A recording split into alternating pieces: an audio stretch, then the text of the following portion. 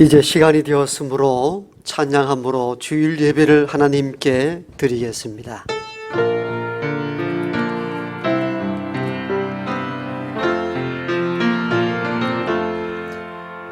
왕이신 나의 하나님, 내가 주를 높이고 영원히 주의 이름을 성축하리이다.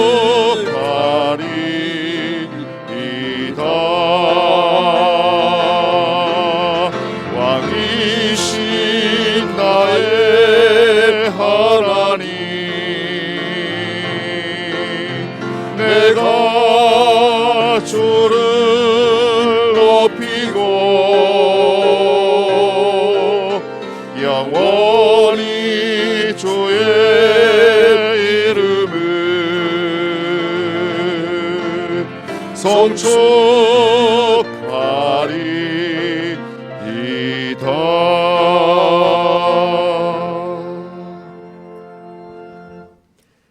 하나님은 우리에게 은혜를 베푸사 복을 주시고 그의 얼굴빛을 우리에게 비추사 주의 도를 땅 위에 주의 구원을 모든 나라에게 알리소서. 아멘.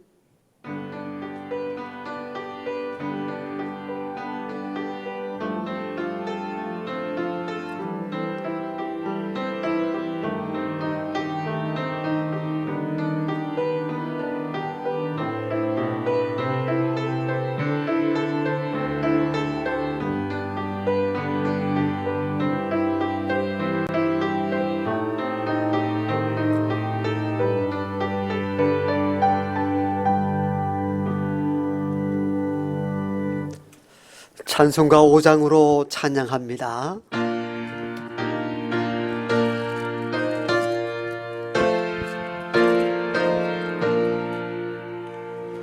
이 천지가 만물들아 복 주시는 주 여호와 전능성부 성자 성령 찬송하고 찬송하세.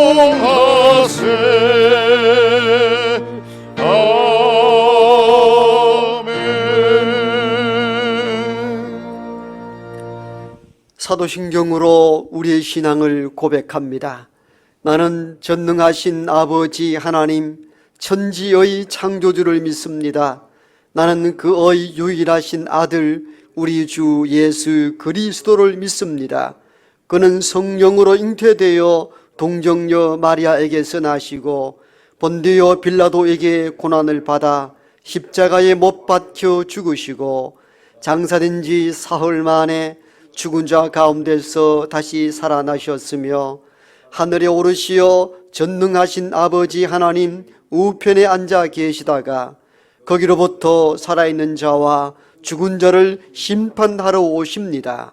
나는 성령을 믿으며 거룩한 공교회와 성도의 교제와 죄를 용서받는 것과 몸의 부활과 영생을 믿습니다. 아멘. 찬송가 25장입니다.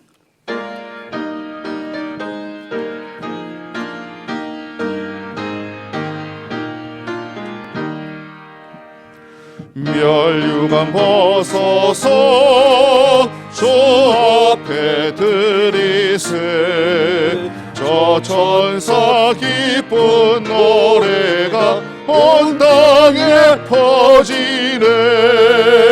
내 허락 깨어서 주 찬송하여라. 온 백성 죄를 속하신 만왕의 왕일세. 멸류관 벗어서 주 앞에 내 상처가 영광 중 빛나네.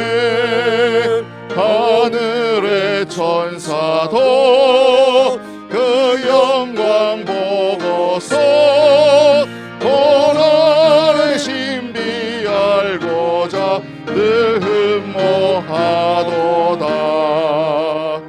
멸류관 벗어서 주 앞에 들이세.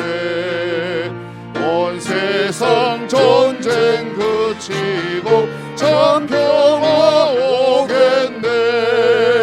주 보좌 앞에서 온 백성 엎드려 그 한량 없는 영광을 늘 찬송합니다.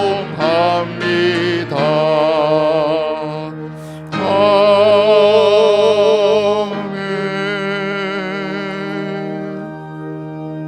이 시간 남수환 장로님께서 기도 인도하시겠습니다. 언제나 우리와 함께 하시는 하나님, 은혜를 감사드립니다. 지나간 해도 여러 가지 어려움과 힘든 시간 속에서도 하나님의 은혜로 지켜주시고 2021년 새해를 맞이하여 세 번째 주일 예배를 하나님 앞에 드리게 하심을 감사드립니다. 이 시간 아직도 내려놓지 못한 세상에 대한 미련과 근심 걱정들을 온전히 비우게 하시고 오직 주신 것에 대하여 감사와 기쁨으로 채워지는 예배의 시간 되게 하옵소서.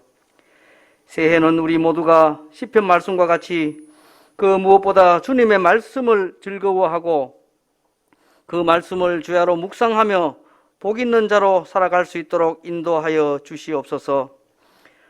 아직도 끝나지 않은 코로나 감염병으로 인해 교회에서 함께 모여 예배드리지 못하고 영상을 통해 예배를 드림으로 예배의 중요함과 소중함을 잊어버리지는 않을까, 성도들의 믿음이 연약해지지는 않을까 심히 염려되오니 성령 하나님께서 우리 모두에게 굳건한 믿음을 더하여 주시고 각자의 자리에서 진정한 예배자로 예배에 참여할 수 있도록 은혜를 더하여 주시옵소서. 하나님, 그동안 한국교회는 대형 교회를 추구하였고 물질을 추구하였고 교회의 이기적인 모습으로 인해 많은 문제들을 일으켜 세상 사람들로부터 비난을 받는 부끄러운 모습들을 많이 보였습니다. 신앙의 순수함을 잃어버리고 회중 속에 섞여 이리저리 흔들며 살아온 지난 날들을 회개하오니 주여 회복시켜 주시옵소서. 경건하고 조용한 묵상을 통해 하나님과의 관계를 회복하게 하시고 바른 믿음과 순종으로 초대의 교회 모습으로 회복하게 도와주시옵소서. 하나님, 나라를 위해 기도드립니다. 갈등과 분열의 늪에 빠져 좌우 이념의 대립에서 후적되는 우리나라를 불쌍히 여겨주시고 코로나로 인해 국가적 재난 속에 대통령을 비롯한 여야 지도자들이 한마음으로 오로지 국민만 바라보고 서로 협력하는 정치가 회복되게 하여 주옵소서. 우리의 일상생활이 멈춤으로 인해 경제적으로 어려움을 겪는 많은 사람들이 있습니다. 하나님, 속히 코로나가 종식되어 우리의 일상이 회복되고 경제가 회복되기를 소원합니다. 교회를 사랑하시는 하나님, 지금까지 우리 교회를 축복하여 주시고 지켜주심을 감사드립니다. 우리 교회를 통하여 이 땅에 하나님의 나라가 이루어지길 원합니다. 비대면 예배가 지속되어 교회들이 힘을 잃어가고 있습니다. 그러나 믿음의 반석 위에 세워진 우리 수성교회가 세상의 빛과 소금의 역할을 잘 감당하여 하나님의 뜻을 이루어가게 하옵소서. 금년에 우리 교회가 세운 목표와 비전을 합심하여 기도함으로 아름답게 이루어내는 귀한 한 해가 되게 하옵소서. 육신이 연약한 연로하신 믿음의 어른들, 몸과 마음이 힘들고 지친 성도들, 원하지 않는 질병으로 고통 중에 있는 환우들, 주님이 찾아가셔서 용기를 더하여 주시고 좌절하지 않도록 위로하여 주시며 치유의 손길로 치료하여 주셔서 우리의 삶 속에 동행하시는 주님의 손길을 날마다 느끼며 체험하는 교우들 되게 하옵소서. 오늘도 생명의 말씀을 들고 단위에 서신 목사님께 성령의 능력으로 붙들어 주시고 말씀을 통하여 주님이 주시는 참된 평안과 기쁨을 얻는 귀한 예배의 시간 되게 하시고 금년 한 해도 말씀의 능력과 육신의 건강과 가정의 평안을 지켜 주시옵소서. 함께 동행하시는 목사님들, 전도사님에게도 하나님의 함께 하심의 은혜가 넘치는 한 해가 되기를 소원합니다. 이 시간 악기 연주로 예배를 돕는 장로님의 찬양을 기쁘게 받아주시고 예배에 참여한 우리 모두가 같은 마음으로 찬양하게 하시고 찬양 중에 우리를 향하신 하나님의 뜻을 깨닫는 귀한 시간 되게 하옵소서. 한 주간도 세상에 나아가 살 때 주님이 우리 각자에게 주신 사명을 기억하게 하시고 언제나 주님과 동행하는 삶을 살아가게 하옵소서. 나로 인해 우리 가정이, 나로 인해 내가 속해 있는 직장과 사업터와 처소가 축복의 통로가 되는 귀한 한 주가 되게 하여 주시옵소서. 이 모든 말씀 예수님의 이름으로 기도드리옵나이다. 아멘.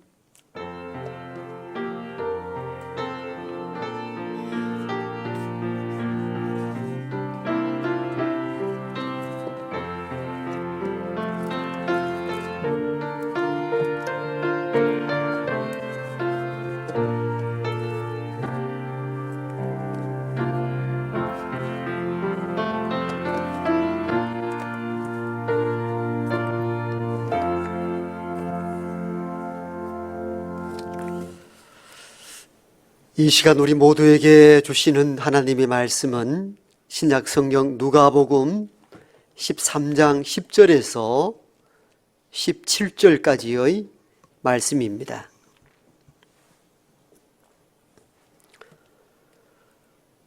누가복음 13장 10절에서 17절까지입니다. 신약 성경 117쪽에 있습니다. 이제 제가 하나님의 말씀을 받들어 읽습니다. 예수께서 안식일에 한 회당에서 가르치실 때에 18해 동안이나 귀신 들려 앓으며 꼬부라져 조금도 펴지 못하는 한 여자가 있더라. 예수께서 보시고 불러 이르시되 여자여 내가 내 병에서 놓였다 하시고 안수하시니 여자가 곧 펴고 하나님께 영광을 돌리는지라. 회당장이 예수께서 안식일에 병 고치시는 것을 분내어 무리에게 이르되 일할 날이 엿새가 있으니 그 동안에 와서 고침을 받을 것이요 안식일에는 하지 말 것이니라 하거늘 주께서 대답하여 이르시되 외식하는 자들아 너희가 각각 안식일에 자기의 소나 나귀를 외양간에서 풀어내어 이끌고 가서 물을 먹이지 아니하느냐. 그러면 18해 동안 사탄에게 매임받은 이 아브라함의 딸을 안식일에 이 매임에서 푸는 것이 합당하지 아니하냐. 예수께서 이 말씀을 하심에 모든 반대하는 자들은 부끄러워하고 온 무리는 그가 하시는 모든 영광스러운 일을 기뻐하니라. 아멘. 이 시간 이춘열 장로님 나오셔서 하나님께 찬양을 드리겠습니다.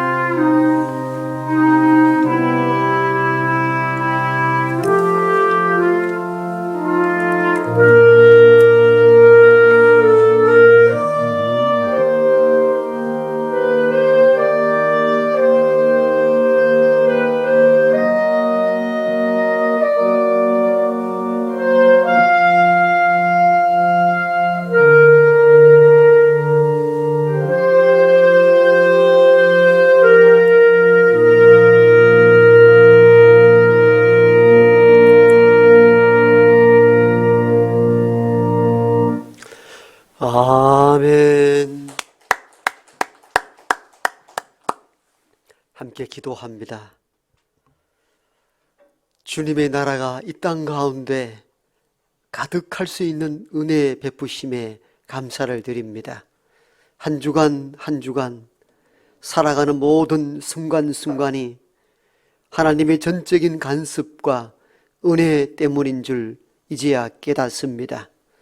모든 삶이 흥크러지고 중단되는 여정 속에서 하나님의 간섭 없이 인생이 살아갈 수 없다는 사실을 뼈저리게 경험하고 또 느낄 수 있는 시간 주심에 감사를 드립니다. 손에 잡힌 것이 없고 눈에 보이는 것이 없다 할지라도 나는 나의 하나님으로 인하여 기뻐하고 즐거워합니다. 이 심령으로 오늘의 주일의 예배를 맞이할 수 있도록 은혜를 더하여 주시고, 비록 우리가 몸과 몸으로 얼굴과 얼굴로 대면하여 예배하지 못하고 영상으로 각 처소에서 예배하나 성령 안에서 하나됨으로 묶여진 공동체임을 인식하고 보이지 아니하는 가운데서도 연합 연대하여 하나님께 오직 예배하는 복된 이 시간 되게 도와주옵소서. 이제 우리가 이 시간 하나님의 말씀 듣길 원합니다. 성령 하나님께서 세상의 모든 소리를 차단하여 주시고 오직 하나님의 음성만 들려지는 복된 이 시간 되게 우리 마음을 주장하여 주옵소서. 예수님 이름으로 기도드리옵나이다. 아멘. 한 주간 평안하셨죠? 각 처소에서 예배하는 우리 수성교회 공동체 모든 가족들에게도 하나님의 풍성한 은혜가 임하기를 소망합니다. 요즘 이렇게 사람을 잘 만나지 못하니까 참 사람 만나는 것이 아쉬운데, 그래도 이 아쉬움을 해소시켜주는 그런 현대적인 장치가 여러 있어서 그래도 다행입니다. 요즘은 친구끼리, 동창끼리, 형제끼리 단체로 모여서 소식을 주고받는 단체 카톡방이 있잖아요.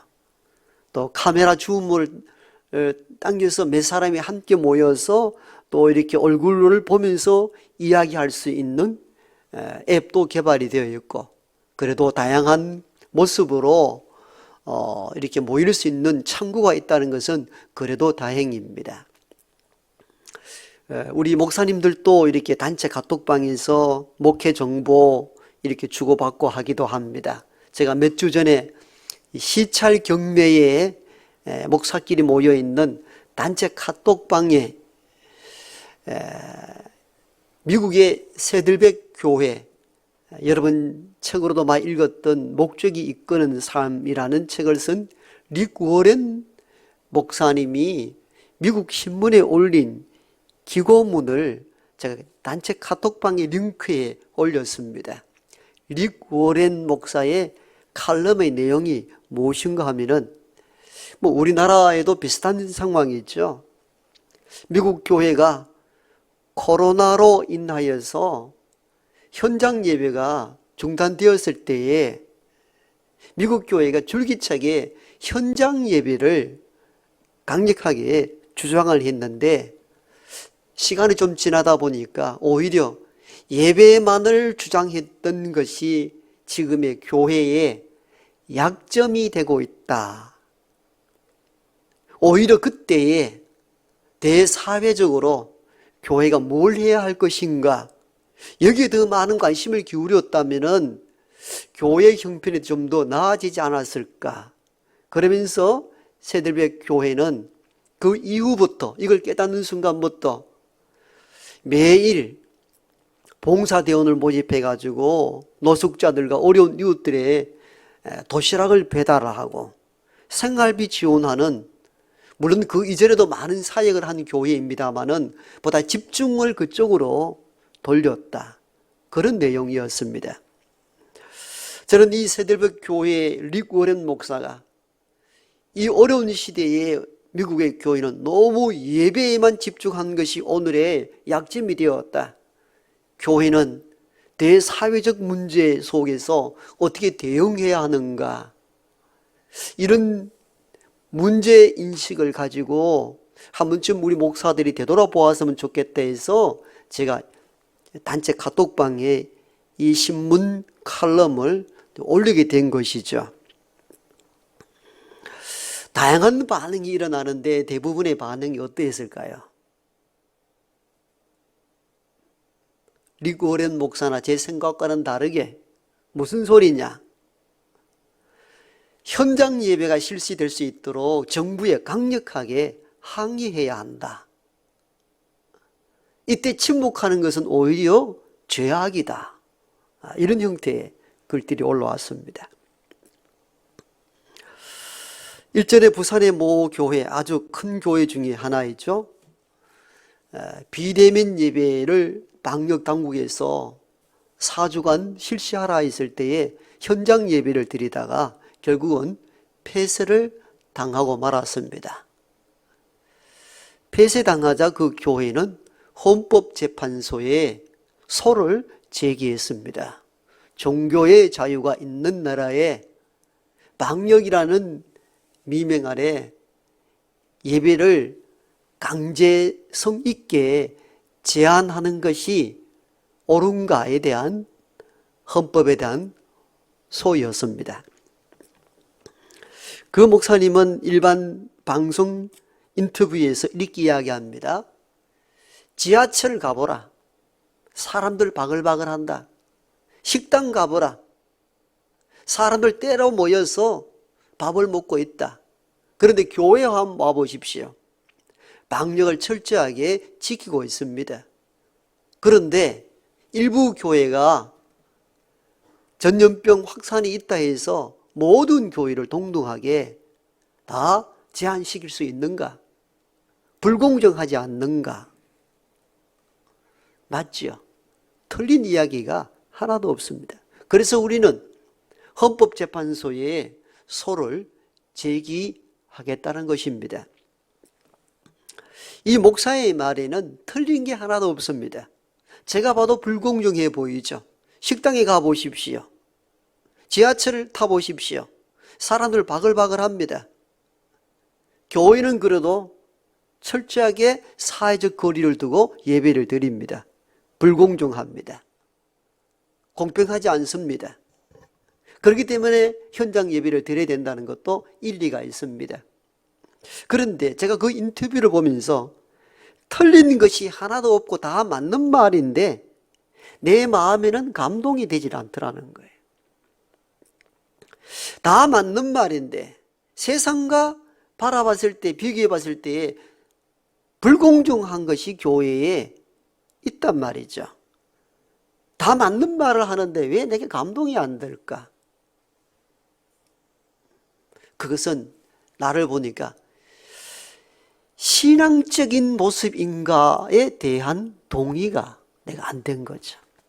그 목사의 말은 현실적으로 다 맞는 말임에도 불구하고 제가 동의가 안 되고 감동이 안 됐던 가장 큰 이유 중에 하나는 이게 과연 교회가 해야 될 신앙적 모습인가에 대해서 제가 받아들일 수 없는 것들이 내 안에 있다는 것을 알았습니다. 여러분, 우리가 저 사람 하는 말 다 맞는데 감동이 안 되고 동의가 안 될 때가 있죠. 그러면서 고민을 하게 된 거죠. 한 목회자로서. 우리 목사들 전체 방에서도 오히려 강력하게 현장 예배를 시행해야 된다라는 대부분의 사람들도 존재하는데 그분들 한 이야기도 다 부산의 모 교회 목사와 똑같은 입장이에요. 왜 교회가 국가 권력을 이용해서 강제로 종교의 자유를 침해하는가 하는 부분들이 있죠. 그러면서 우리는 이 코로나 시대 때에 현장 예배냐 비대면 예배냐 이걸 떠나서 오늘의 교회가 그리고 오늘의 한국 기독교인들이 신앙적인 모습은 어떤 것이어야 하는가 한 번쯤 고민해 보는 것이 필요하겠다 싶었습니다.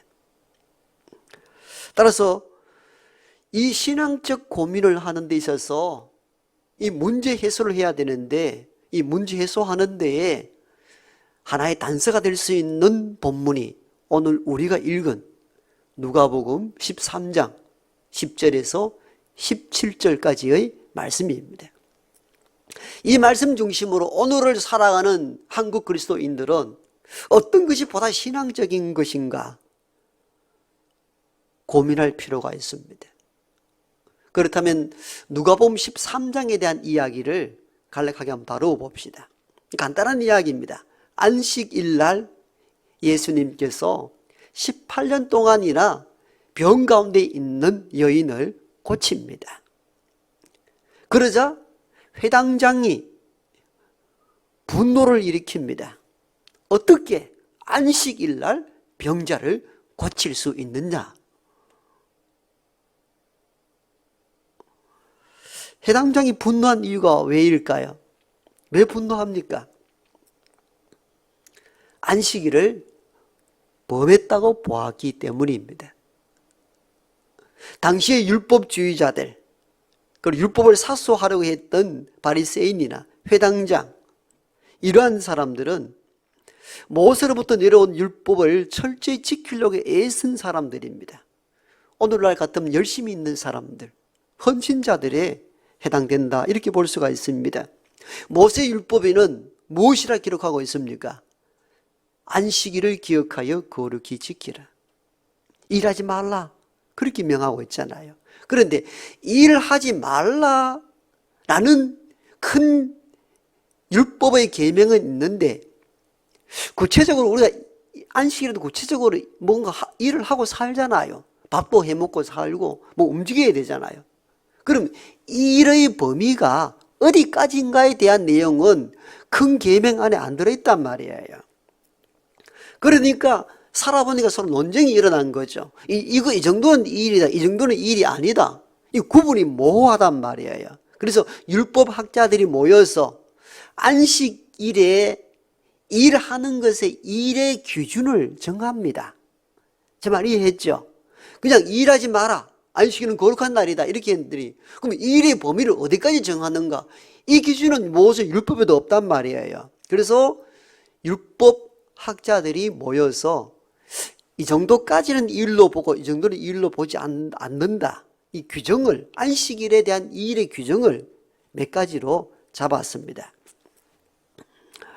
39가지가 있는데 다 설명드리기는 오늘 너무 시간이 걸릴 거고, 몇 가지 예를 들면은 안식일에 해서는 안 되는 일이 이런 것이 있습니다. 바느질, 안 됩니다. 노동으로 본 거죠. 밭을 가는 일, 안 됩니다. 농작물을 거두어 들이는 일도 안 됩니다. 곡식당 묶는 일, 타작하는 것, 곡식 등을 까보는 일, 곡식이나 거두어 들인 것들 가운데서 좋은 것과 버릴 것을 고르는 일도 안 됩니다. 채질하는 것, 밀가루 반죽하는 것, 빵을 굽는 일, 양털을 깎는 일, 그것을 물들이는 일, 실을 짓는 일, 2개의 고리를 만드는 일, 2개의 실을 엮는 일, 주로 이런 일들. 요즘 들어보면 우스운 일들이죠. 이게 뭐 그리 대단한 일이라고. 심지어 어떤 일도 있는가 하면은 밥을 먹어야 되잖아요. 빵을 구워 먹어야 되잖아요. 그러면 불을 떼야 되죠. 그 불 떼는 일이 안식일을 범하는가 범하지 않는가, 이 규정을 정해야 되는 거야. 그러니까 그것도 일이다. 그걸 할 수 없었습니다. 그러면 안식일 날 음식을 뭘 먹습니까? 안식일 전날에 빵을 다 구워 놓으라는 겁니다. 그걸 갖다가 안식일을 먹으라는 거예요. 그럼 안식일 날 제사를 드리러 회당에 가야 되는데 걸어가는 것도 일이다. 그럼 얼마만큼 걸어가야 되는가? 예를 들면은 1km까지는 일이 아니고 1km 넘었을 때는 일이기에 안식일을 범하는 것이다. 요즘 들어보면 너무너무 우스꽝스러운 일들이 그 당시에는 심각한 법으로 제정을 해두었던 거예요. 근데 안식일 해서는 안 될 일에 대한 규정을 보니까 병자 고치는 일엔 문제가 없어요. 그럼 왜 문제가 됩니까? 안식일에 병자를 고치는 일은 해당이 안 되는데 위급한 상황일 때만 해당이 되는 거예요. 위급한 상황일 때만 병자를 치료할 수 있지만도 위급한 상황이 아닐 때는 병자 고치는 것도 안식일을 범하는 것이 해당됩니다. 그러니까 회당장이 분노한 이유는 어디에 있습니까? 위급한 환자가 아니라고 본 겁니다. 위급한 환자가 아닌데 주님이 안식일날 병자를 고치니까 안식일을 범하게 된 겁니다. 그래서 회당장은 오늘 본문 가운데 어떻게 분을 냈다 그랬습니까?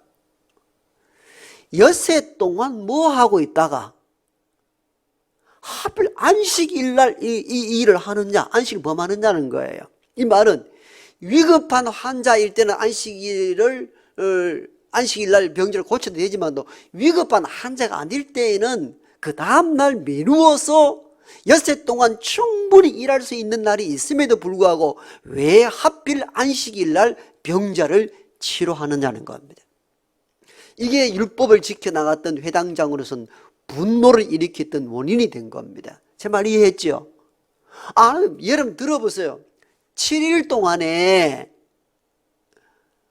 안식일을 거룩히 지켜야 되는데 6일 동안 뭐 하고 있다가 솔직히 해가지고 안식일 지나고 그렇게 죽을 병이 아니잖아요. 18년 동안도 이방 견뎠으니까 그 다음날 안식일 지나고 병을 치료해도 되는데 그렇게 위급한 환자가 아닌데 꼭 안식일날 꼭 병을 고쳐야 되는가?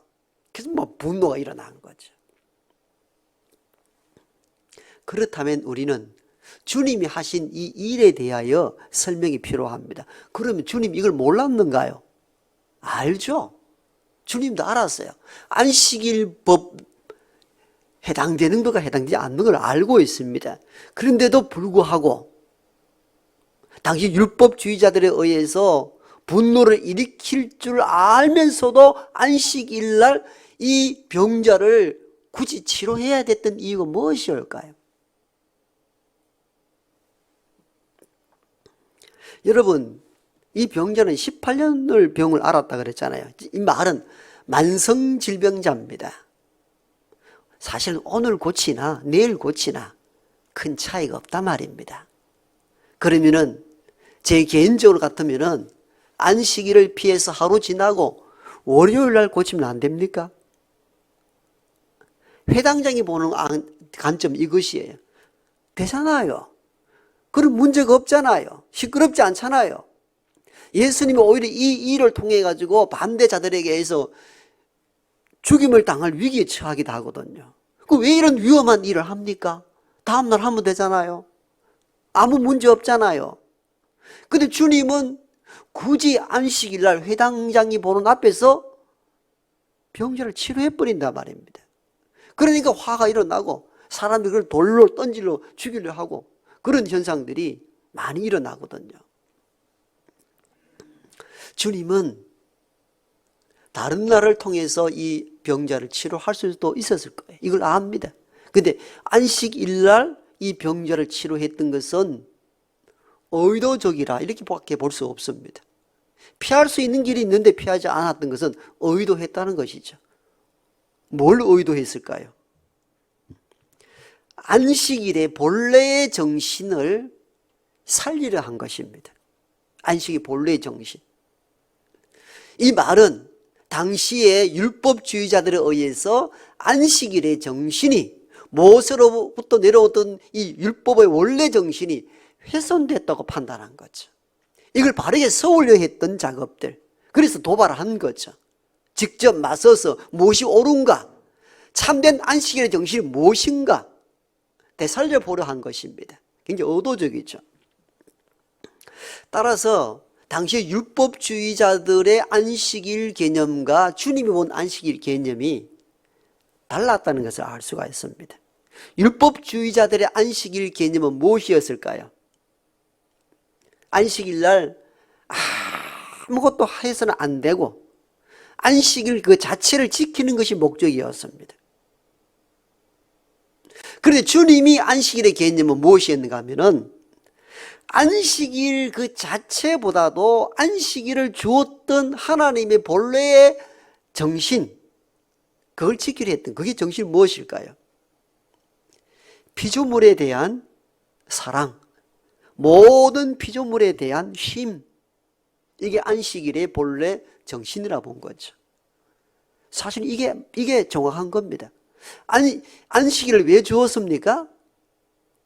인간에게 노동에서 자유하고 쉼을, 안식이란 단어 자체가 쉼을 의미합니다. 그래서 안식일에는 가축이나 모든 짐승들도 일하지 말도록 했습니다. 이 말은 모든 생명이 있는 피조 세계의 피조물들이 하루는 하나님 안에서 참된 자유와 해방, 쉼을 누리라는 것입니다. 이게 안식일의 본래의 정신이었던 것입니다.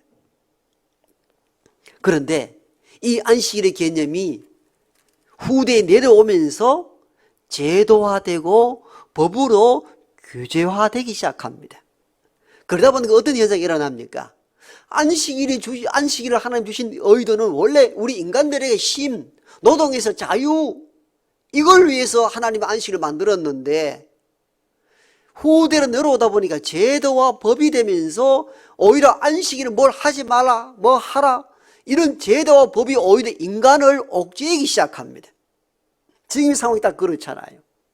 그리고 우리가 복음서에 보면 수고하고 무거운 짐진 자들아 다 내게로 오라, 내가 너희를 쉬게 하리라. 이 본문을 수고하고 무거운 짐이라는 것은 우리가 세상에 지고 있는 짐들을 의미하는데, 원래 본문의 핵심의 내용은 수고하고 무거운 짐은 당시에 율법으로 인하여 짐을 지고 있는 유대인들을 의미합니다.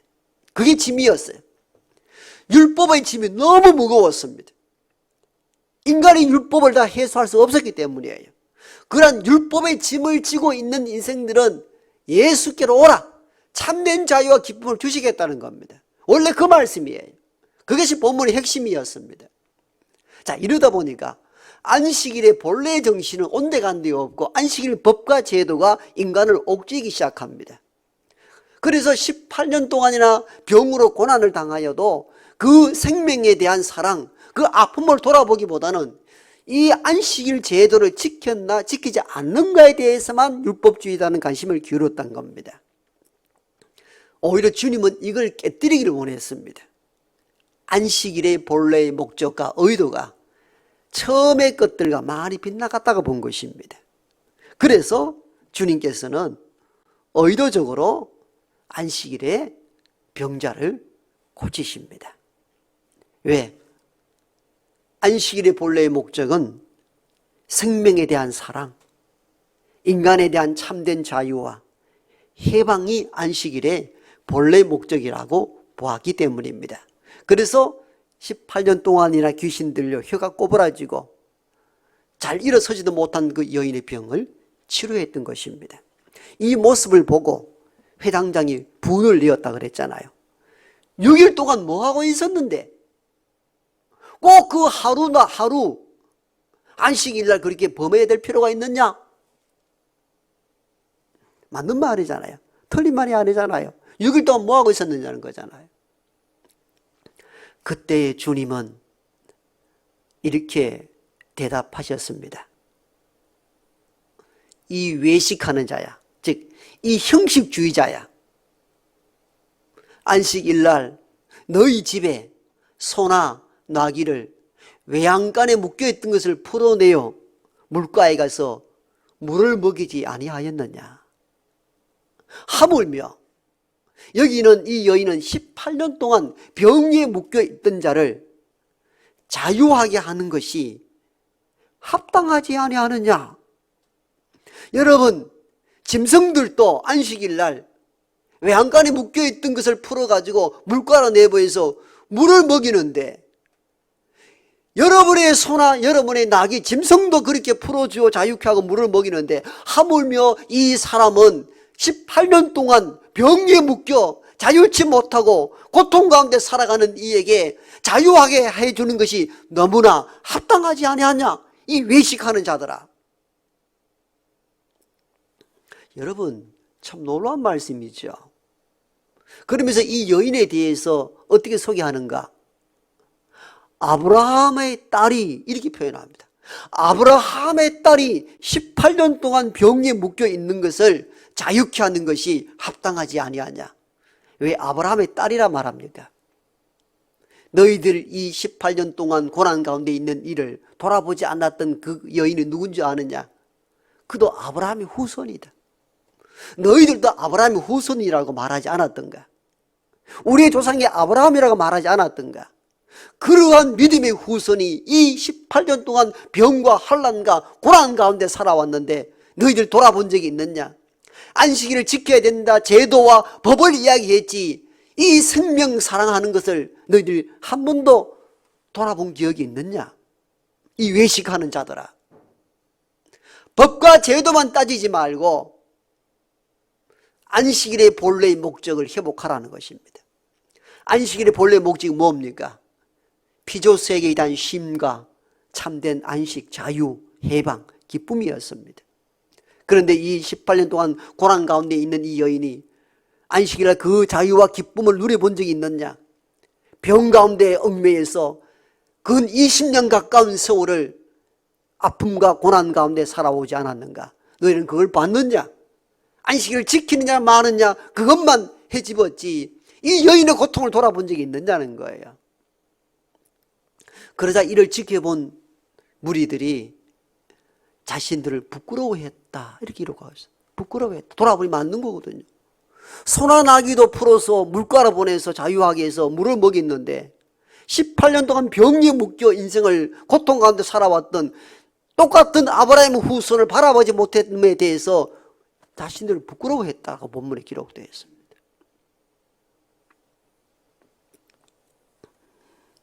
그러면서 이 사건을, 이 본문을 오늘의 현 시점으로 가져와서 재해석해 봅시다. 코로나로 1년 넘게 고난 가운데 있습니다. 특히 대기업이 아닌 소상공인, 자영업자들 삶이 완전히 무너졌습니다. 얼마 전에 대구에 헬스장 운영했던 원장이 목숨을 끊었죠. 마음이 아프지 않습니까?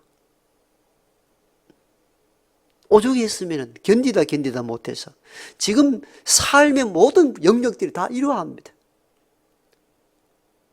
살지 못해 죽겠다는 겁니다. 이런 위기에 와 있습니다. 그래서 우리가 방역이 실시되어서 코로나를 빨리 끝내는 것이 고통 가운데 있는 백성들을 살리는 길이거든요. 자, 그러한 위치에 있을 때 오늘 교회를 봅시다. 그러할 때 우리는 굳이 현장 예배를 꼭 드려야 된다. 왜 법으로 종교를 억압하느냐? 세상의 식당이나 지하철에 사람들은 바글바글 끓는데 왜 교회만 제재하느냐? 불공정하다. 교회가 이렇게 말할 수 있느냐는 거예요. 앞으로 돌아갑니다. 부산의 모 교회 목사 말이 다 정확하고 이론적으로 맞는 말씀입니다. 식당에 사람들 박을하고 지하철에 사람들 막 부딪혀 다니는데 그건 하나도 막지 않고 교회에 다 사회적 거리를 두고 예배 드리는 것조차 막는 것은 종교에 대한 침해다. 맞는 말이에요. 틀린 말이 하나도 아닙니다. 틀린 말 아닌데 나는 왜 감동이 안 될까? 여러분, 교회는 사회가 가지고 있는 상식을 초월하는 종교단체입니다. 그걸 넘어서야 됩니다. 왜 사회와 같이 동등한 자격을 주지 않는가? 그렇다면 우리는 교회를 사회보다 낮은 위치로 끌어내리는 행위입니다. 저는 그게 싫은 거죠.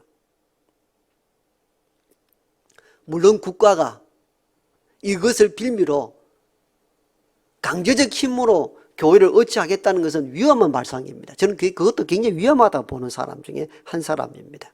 오히려 교회 단체에 상황이 이러니까 협조를 구하고 기독교가 좀 협력해 주었으면 좋다. 이렇게 협조를 구하고 기독교가 대사회적으로 메시지를 주어서 우리가 국가의 권력에 의해 복종하는 것이 아니라 사회 생명사랑으로 당분간 비대면 예배로 드리면 좋겠습니다. 이렇게 하면 가장 바람직하겠죠. 근데 정부는 일방적으로 강제하고 기독교는 여기에 반발하여 우리는 억지로 비대면 하라는 데는 현장 예배를 드려야 되겠다. 이 모습을 보고 세상이 감동을 받겠는가? 교회는 고민해야 된다는 겁니다. 그러면서 신앙적으로 고민을 하라 그 말이에요. 무엇이 신앙적인가? 오늘 이 시대 속에 어떤 것이 신앙적인 것인가? 다 맞는 말임에도 불구하고 세상에 감동을 주지 못한다면 우리가 바른 판단이 아니란 사실을 깨달아야 합니다. 여러분, 가정에서 드리는 수성교회 공동체 여러분, 제가 텅 빈 예배당에서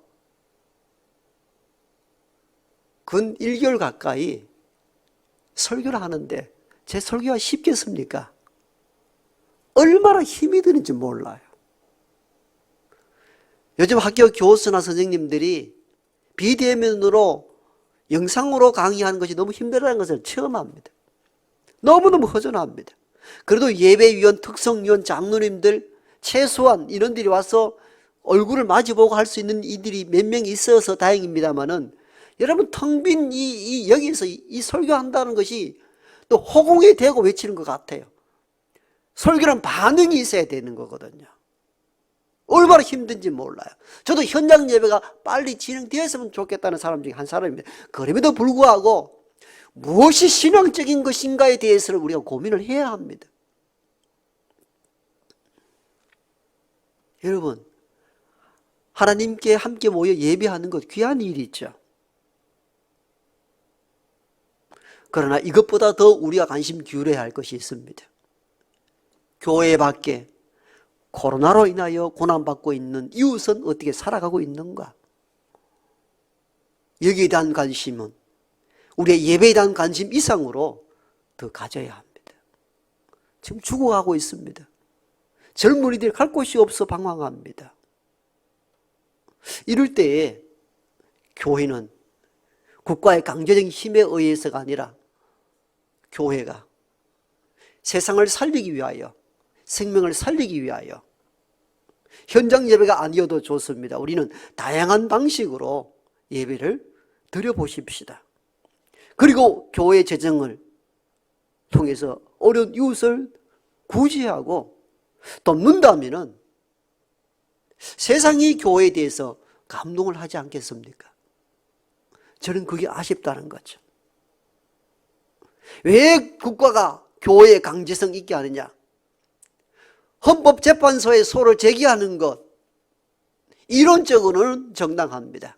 그런데 그게 세상을 감동시킬 수 있을까 하는 데 대해서는 한 목회자로서 매우 고민이 되는 거죠. 그러면서 오늘 설교 제목, 주제, 신앙적인 것 무엇일까? 신앙에 대하여 무엇이 참된 신앙일까? 고민하셔야 합니다.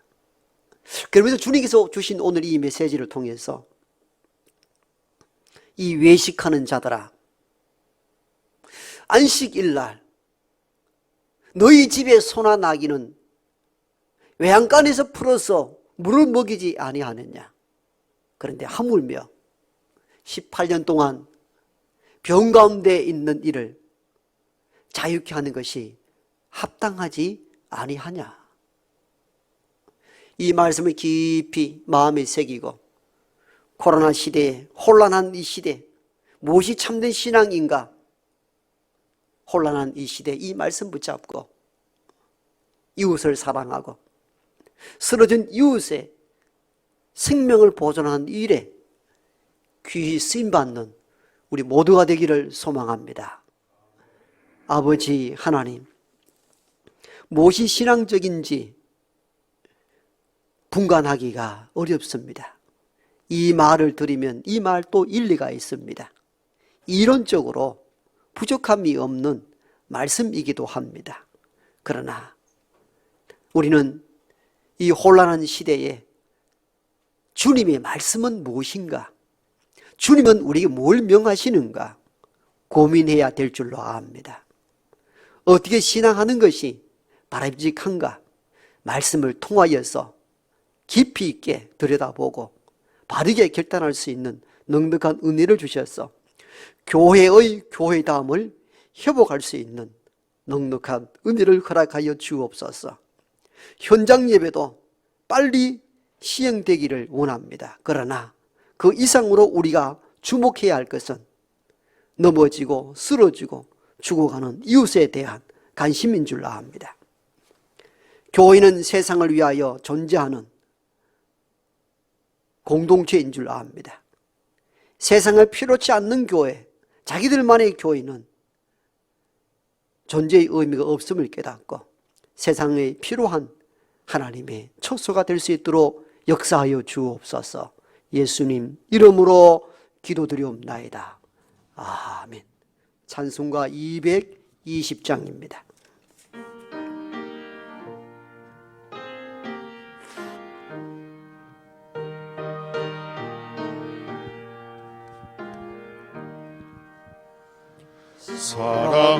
사랑하는 주님 앞에 형제자매 한자리에 그 신은혜 생각하며 즐거운 찬송 부르네.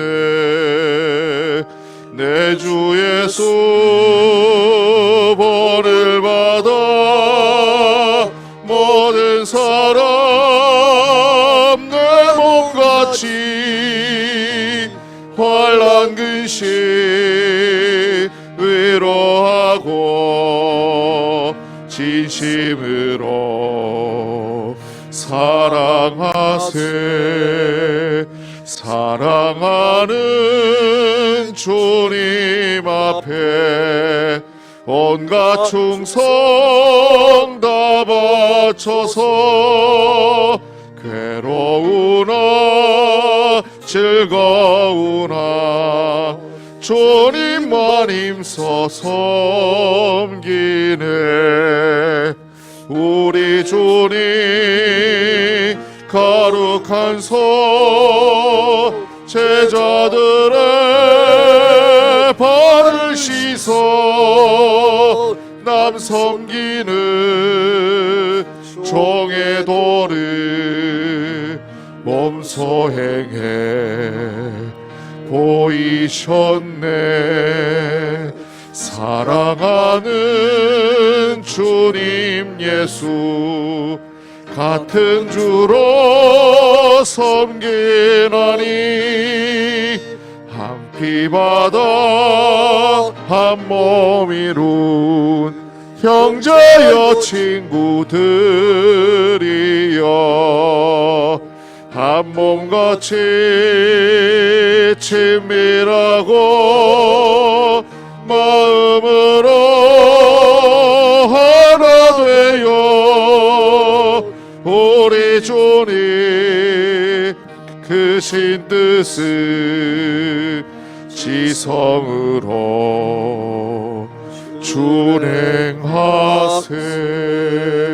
준행하세.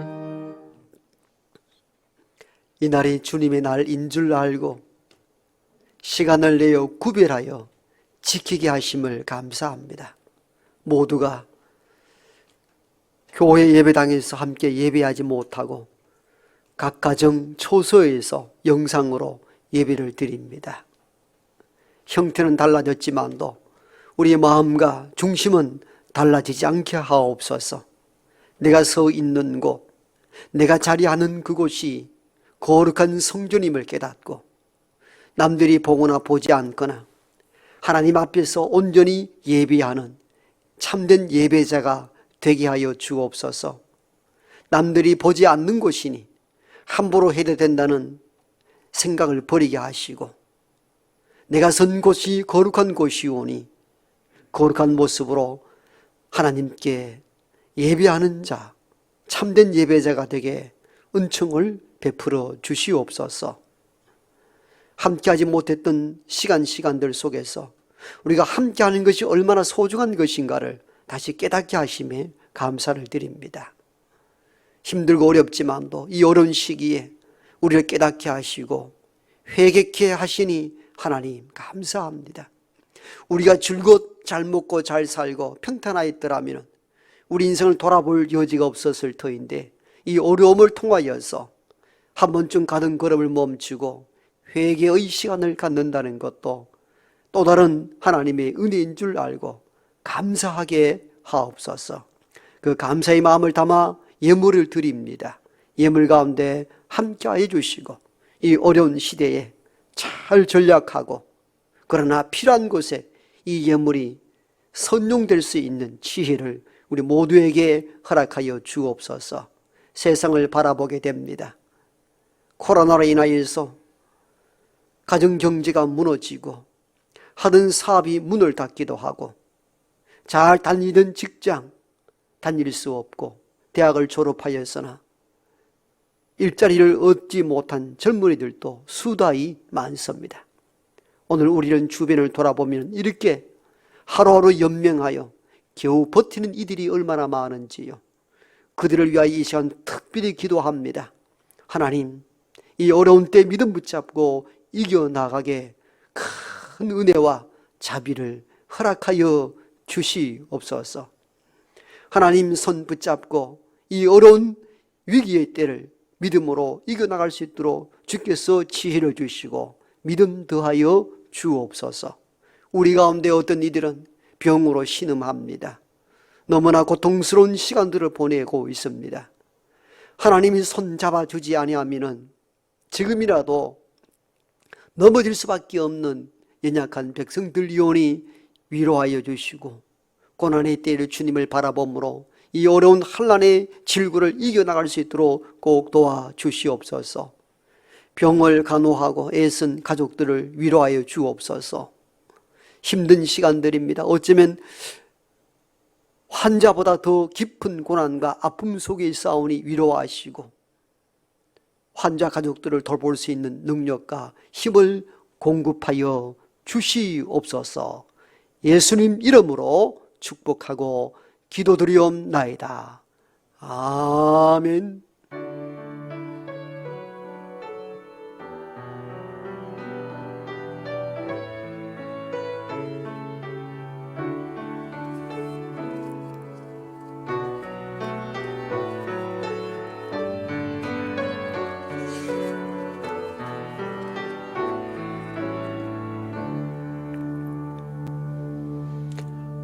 네, 앞뒤 좌우분 인사하십시다. 사랑하고 축복합니다.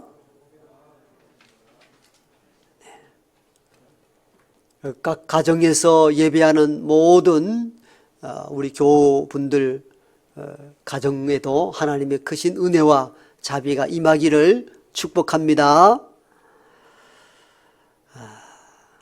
방역당국에서 내일부터 수도권 이외에는 2단계로 단계를 낮추었습니다. 그래서 우리 교회도 내일부터 현장 예배가 가능하게 되는데 20% 내외입니다. 그래서 내일부터 새벽 기도, 수요 기도에 주일 낮 1부, 2부 예배는 정상적으로 현장 예배를 드리게 됩니다. 우리가 20%를 다 수용할 수 있느냐? 본당, 그리고 청소년부실, 그리고 아동부실, 또 영상 지원이 되면은 또 유치부실 또 운영해서 오시는 대로 분산하여서 예배를 다 드릴 수 있도록 조치를 하겠고요. 특히 일부 예배에 많은 참여를 부탁드립니다. 그래서 좀 분산하여서 현장 예배가 가능하도록 하되 철저하게 방역에도 우리가 이웃에 어려움 주지 않도록 철저히 사회적 거리를 유지해서 예배가 진행되도록 꼭 협조해 주시기를 바랍니다. 다음 주는 예결산 제지키 및 예산공동의회가 열립니다. 정기당회가 있고요. 은퇴 예식은 오늘 당회 모임을 갖고 다음 주 바로 진행하는 것이 좋을런지 한 주간 연기하는 것이 좋을런지는 또 협의하고 문자로 공지하도록 하겠습니다. 다음 주 현장 예배가 진행되면은 신년도 교회 달력, 새해 말씀 카드 이런 부분들은 이제 다음 주 오시면은 드리도록 하겠습니다. 신전주일 헌금은 재난지원금으로 전액 우리 어려운 가정들을 돕는 데 사용토록 하겠습니다. 따라서 현장 예배가 1개월 가까이 진행되지 못하므로 재난지원금 신청을 하지 못한 분들은 늦어도 다음 주까지 신청이 되도록 협력해 주시기를 바랍니다. 이선혜 집사님은 지산 범물동 지역으로 이사를 갔습니다. 그 이외의 소식은 주보와 또 교회 홈페이지를 이용하면 되겠습니다. 이제 마지막 찬양하고 축도함으로 주일의 예배를 마치겠습니다.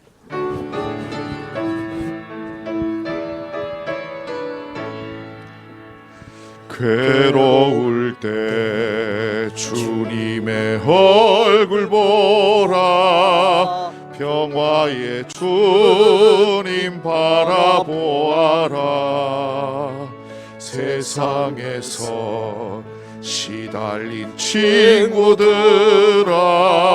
위로의 주님 바라보아라.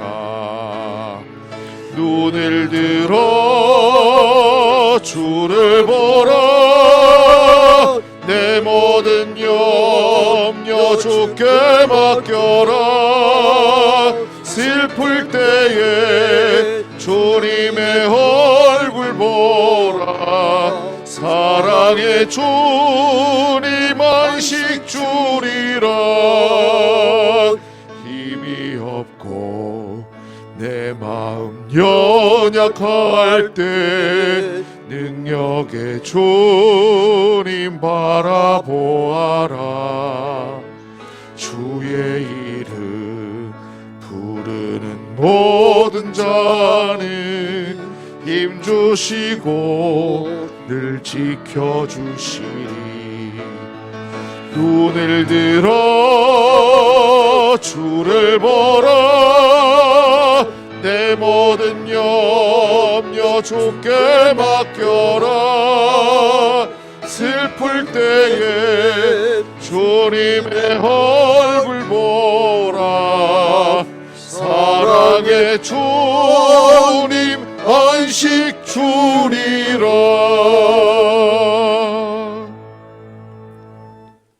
지금은 우리에게 참된 안식을 주시는 우리 구주 예수 그리스도의 은혜와 하나님의 크고 놀라우신 사랑하심과 성령의 내주 교통하심이 이웃을 사랑하고 이웃의 아픔을 돌아볼 줄 아는 그 마음으로 살아가기를 작정하는 여기 모인 하나님의 모든 권속들과 각 초소에서 예배드리는 스승교회 공동체 머리 위에와 특히 질병과 환난, 얼음 속에 있는 지구촌의 모든 백성들 머리 위에 이제부터 영원토록 함께 하옵시기를 간절히 축원하옵나이다. 아멘.